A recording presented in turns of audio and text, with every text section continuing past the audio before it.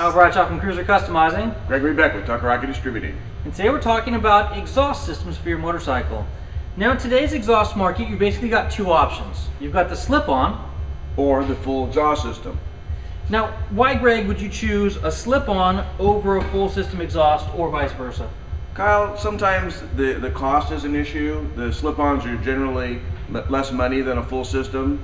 Full system, better looks, more horsepower. Now, what exactly is a slip-on? The slip-on is generally the muffler at the end of the exhaust system.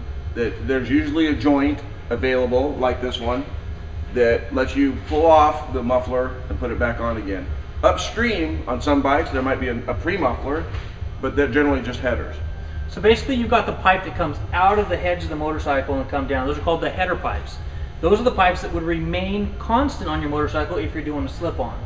So basically you undo the bolts, slide off the stock muffler body, and replace it with the aftermarket. True. Before we get any farther into this, let's talk a little bit about exhaust history.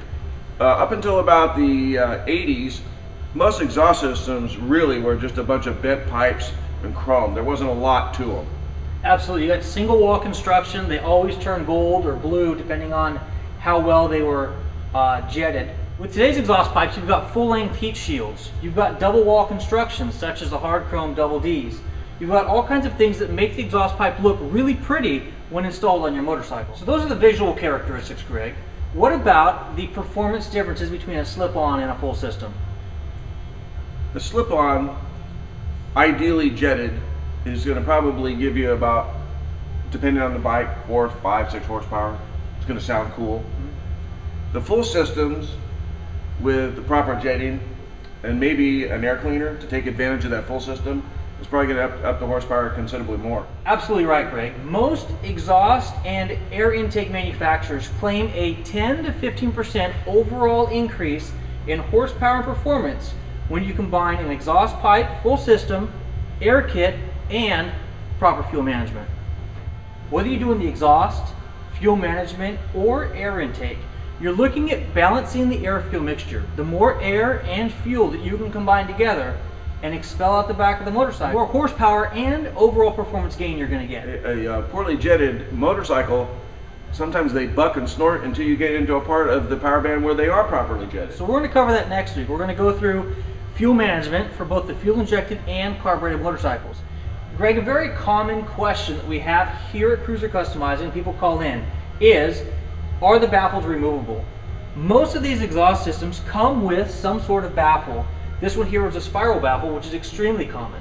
But the question is, can I remove the baffle for louder sound?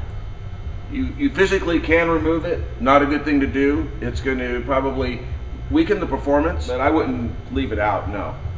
So the main reason that you have a baffle in your motorcycle to begin with is to cause a little bit of back pressure, which the motor needs to function at 100%. Yeah, and keep it reasonably quiet, or not so loud.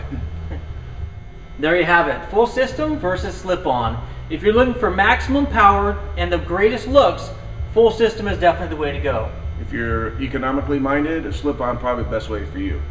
So join us next week where we dig into fuel management for the fuel-injected and carbureted motorcycle. What to look for so you can choose the perfect fuel management system for your motorcycle.